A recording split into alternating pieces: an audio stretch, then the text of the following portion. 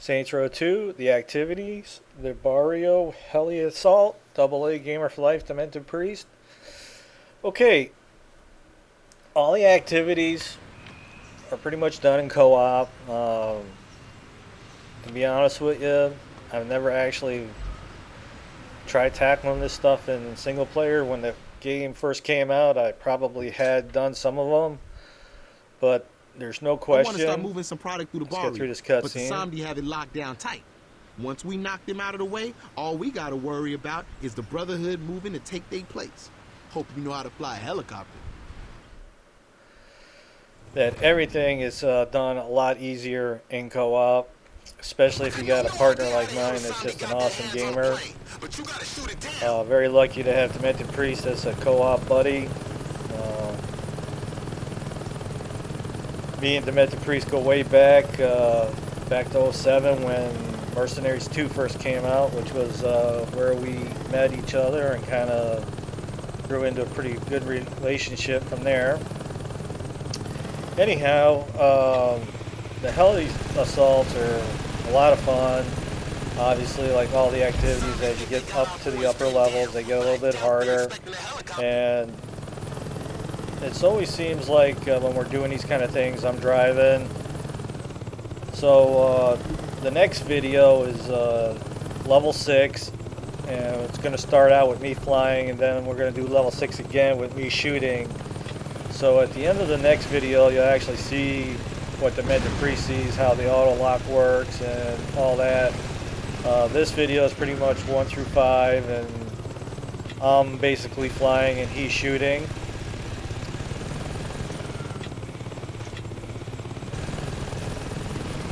I'll break anyone that steps to me.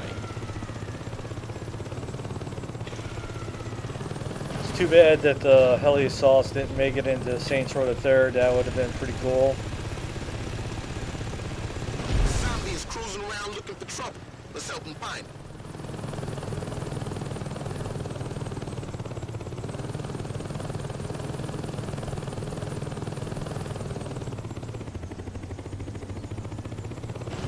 Okay, so the first level,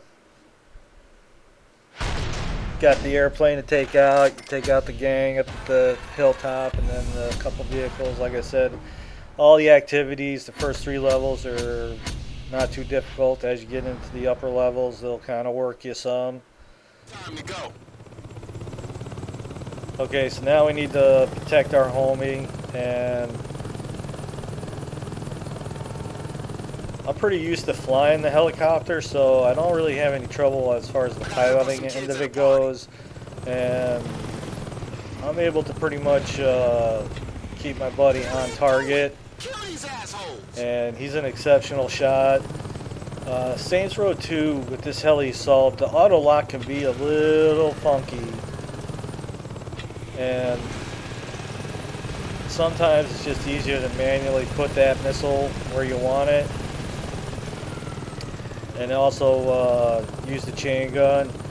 And a lot of times what you'll have is, you know, he's under the the railroad tracks there, so you need to be kind of on the side of him so that your partner can utilize his weapons to take out the enemies. And sometimes he likes to get up into the city in between the buildings, and you know, you need to just do your best to pilot your way through them so your partner can Who else wants a do piece? his job.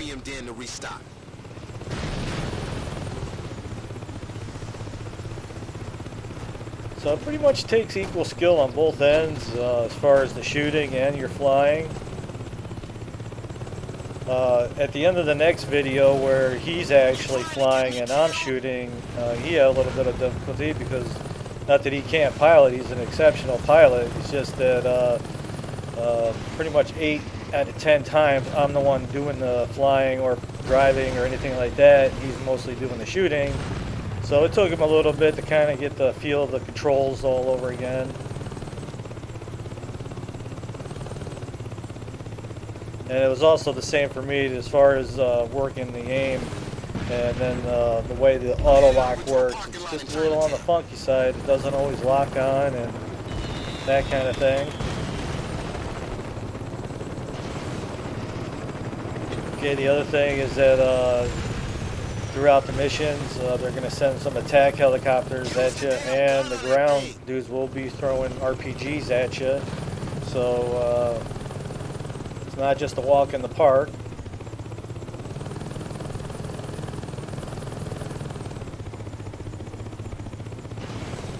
And it is Saints Row 2, so it is bound by a ton of glitches. I don't know, sometimes it's like he's got one deal left and he's just like circling the city and he's not really making it to the last deal. And I don't know, we winded up just killing him ourselves just to redo the level or just failing it and doing it again. It happens, it's a very glitchy game, so.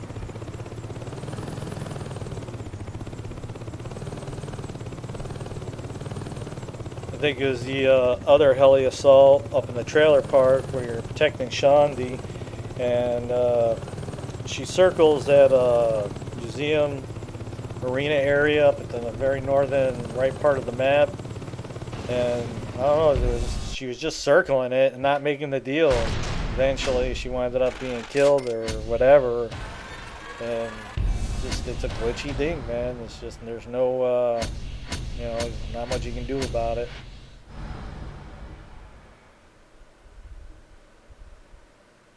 But there's no doubt that the Heli Assault's one of our favorite activities in the game, for sure.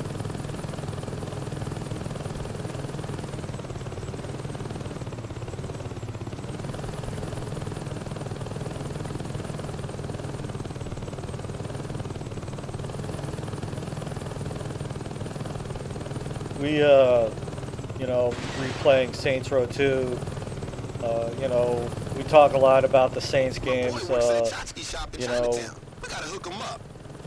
obviously we played Saints 2, and then we did Saints Row 3, and then when I was actually getting into this Gamer for Life on YouTube, you know, we went ahead and did the Saints the 3rd, and then we came back and did Saints the 2 as far as all the collectibles goes.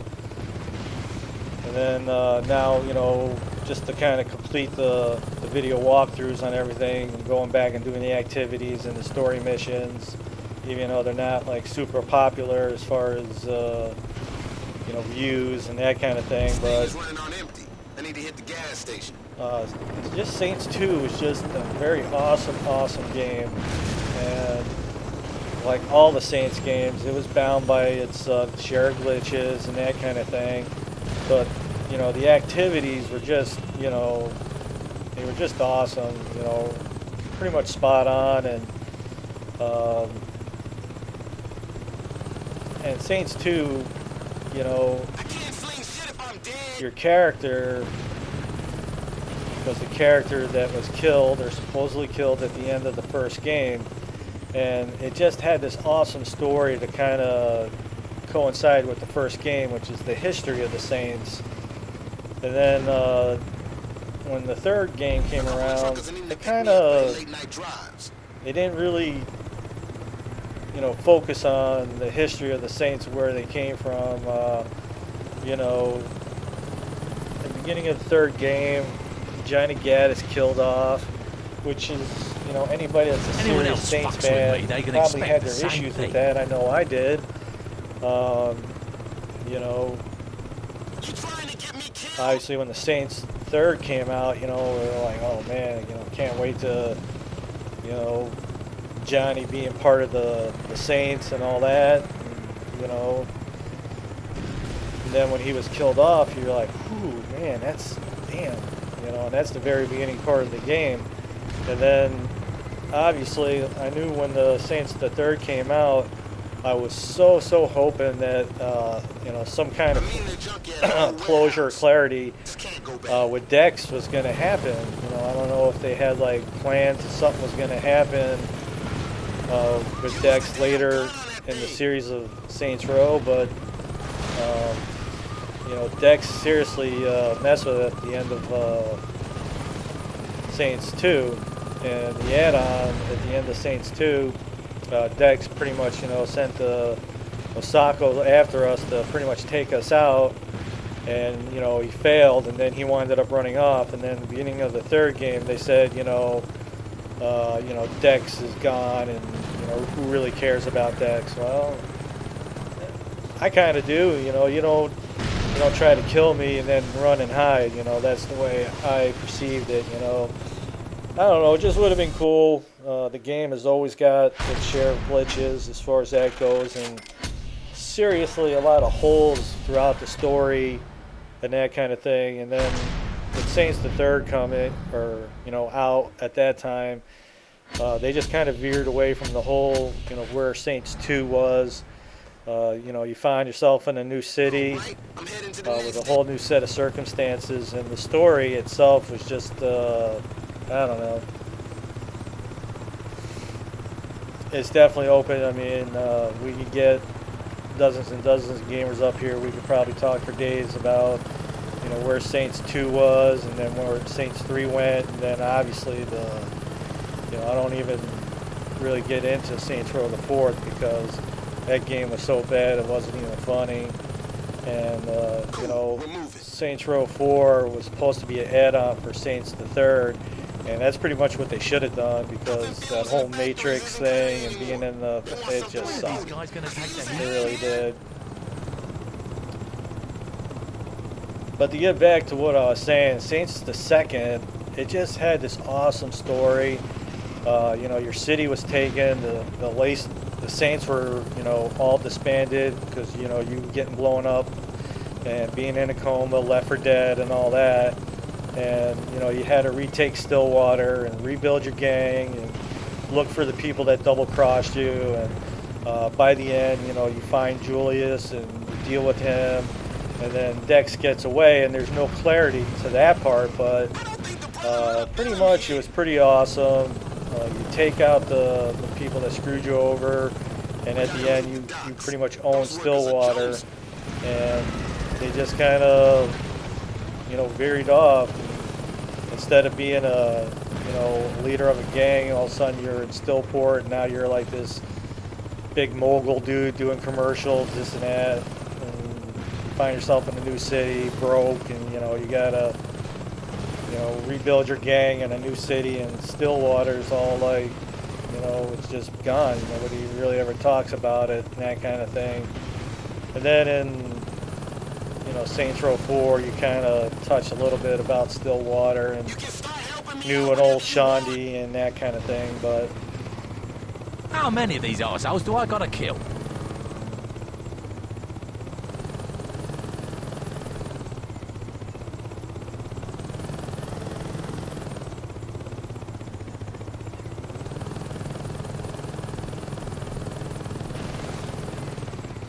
Me and Demented Priest, we've always talked about it, and we'd have a real tough time, I mean, GTA line of video games, Saints, you got Vice City, obviously there's so many of them, but, the Grand Theft Auto line, Vice City, San Andreas, GTA 4, GTA 5, and then the other, what they call the story ones, where they were basically games they made for the PSP and then floor-matted for the PS2, Liberty City Stories, Vice City Stories. But anyway, GTA is just their own line, and Saints kind of wanted to be their own entity, but we've always said that, Saints and GTA kind of mixed their styles a little bit. They'd be just like an awesome game, because we always loved Saints Row and the way the vehicles handled and this and that. There's a big gray area when Right, who's next? they're like, well, GTA tried to make the cars more realistic handling and this and that. We were all like, well, it's a damn video game, it's not about realistic. But Saints Row 4 or Saints Row in general, they just push the envelope with the gameplay, like the Septic Avenger, using a septic truck to spew sewer waste all over buildings and that kind of thing. And over top in like Saints Row the Third, there was just like these over the top kind of things, where you have this big wrestling match with Killbane and you're fighting off enemies with chainsaws and shark models and all this kind of stuff. And we always thought that, if they kind of mixed the two, you'd really have one awesome video game.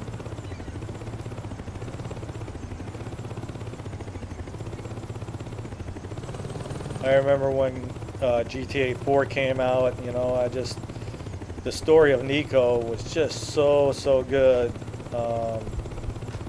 As far as I'm concerned, the story of GTA 4 was like hands down over to GTA 5. This whole thing with bank robbers and Michael being part of the witness protection and all that. There's a lot of gray area there. Nico's story was pretty cut and dry. And that's the way I like video games to be. Just a very clean cut story with a goal that you're trying to get to the end. And then, with Grand Theft 4, they really were pushing like the options at the end of, throughout the game in GTA 4. You had these choices, kill the cop, kill the brother, kill one gangbanger, kill the other gangbanger. When you get close to the end, kill the guy that set you up and killed off your whole squad. And, then at the end, getting the money or saving your cousin. They really pushed the choices in that particular game, but the story was second to none. It was just a very clean story. There was no real loops in it. Like I was mentioning, GTA 5 just had a lot of, what the fuck kind of things going on in it. And again, the story was kind of, I don't know, to me, I'm just perceiving it the way it comes at me as far as, Michael made some kind of deal with this FIB dude, and it's unclear to the whole reason why he did that. I don't know, it's definitely open for a lot of conversation as far as why he did it, why he was in the witness protection program and all that. And then a lot of the heists were kind of lame. I don't know, you get the one where you're doing the heist and you gotta change, there's two armored vehicles, you gotta change the tires on both of them within 30 seconds, and there's just no physical possible way that could ever happen. Even given the proper equipment, and you would need a lot more guys than what they had there. And then, the other one where you're using a drill to get into the vault and all that.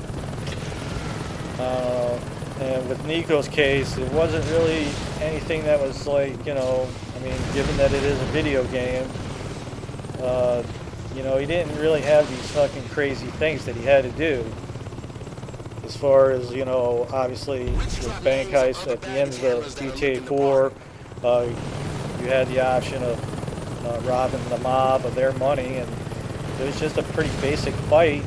It was a good fight, but it wasn't anything like over the top where you had to disable two armored vehicles and change basically 12 tires, 6 tires per vehicle. You would basically need to have all those tires, jacks, air guns. It would take a lot to do that within a 30-second period and that kind of thing. And then, I don't know, there was just a lot of loopholes within the story where GTA 4 was not really like that.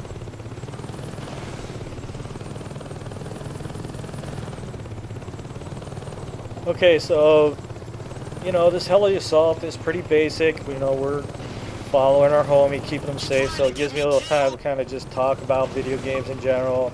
I mean, the comparison between Saints Row and Grand Theft Auto has always been there.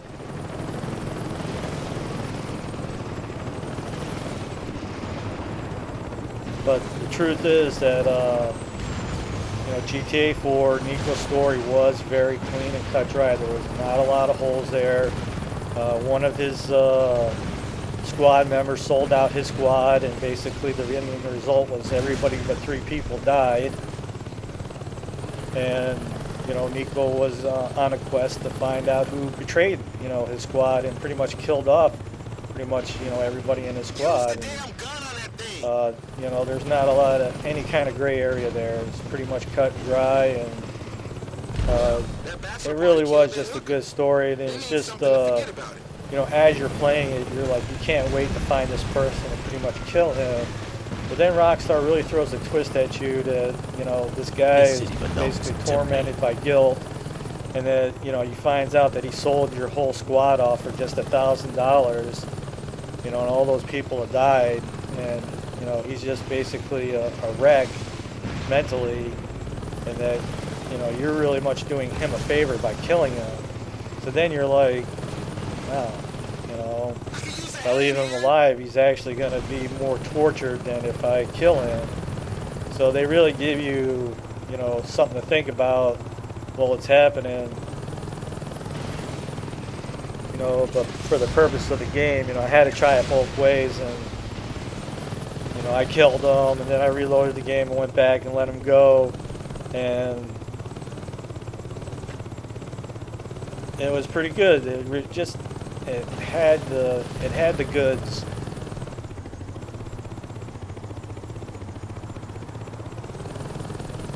You know, in Grand Theft 5, there's 2 options for doing the big heist at the end, where you do the one where you're using the armored vehicles, and you, like I was saying about changing the tires and all that, and you know, at the end of that, Michael and Trevor are still bickering, and it's just alright. Then if you do it the other way, Trevor kind of is like, alright, we're good, I kind of forgiven you for what's happened, and that kind of thing, and you know. But at the end of GTA 4, there's always a give and take thing.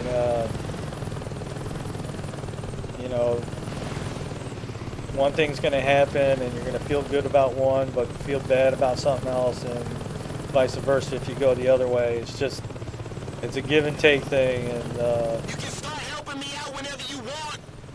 just the way it is. You know, if you gain something somewhere, you're going to lose something in another place. And that's just the way that works out in that particular game.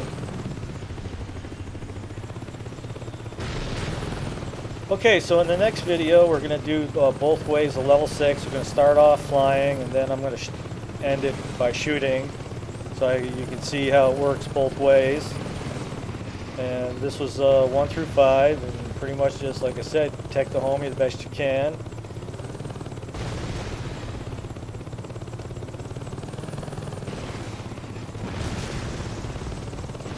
I'm in trouble, boss. Do your best to put yourself in a position to help your partner out to shoot the enemies down. Okay, we'll see you on the next one. If you like the videos, you can always support us by checking out the ads.